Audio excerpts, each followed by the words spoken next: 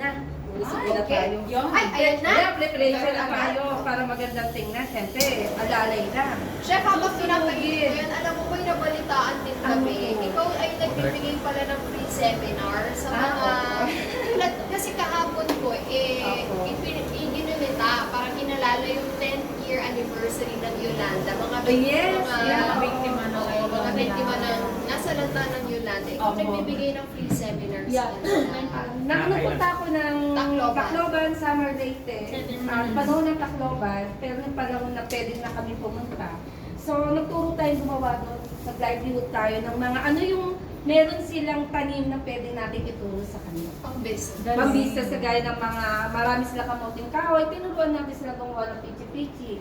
Marami silang isda, tinuruan natin silang gumawa ng mga Spanish sardines, tinapang ganito, na yung ating mga kababaihan, may hanap buhay kahit nasa bayan, pagkaalaga natin.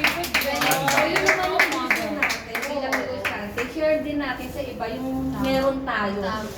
Nakakatuwa siya, nakaka-proud. Tulad ngayon ang tinutulong mo sa amin, di ba? Pwede rin yung pang-negosyo. Opo, pang-negosyo. Basta panghanda. So after eto na, chef, after neto, yan na, i-space na Yun, natin. chef, talagang kailangan nun kahit wala yung mga kada natin. Mas maganda merong ganito. May ganyan dapat. Para maganda yung itsura ng meat. So ito na, hiwain lang natin. Wow. Wow. Ito yung tsura sa loob. ang sarap niyan sa pandesal. Yes, may pandesal pa naman. Pwede rin nga yan sa ano, Pwede pineapple. yung loob ng meat. Oo. Mared Ay, paano pala namin malalaman? 2-hour chef, okay na yun? 2 hours yung Oo, tulog. pwede na yun, nakikita naman. Yan na.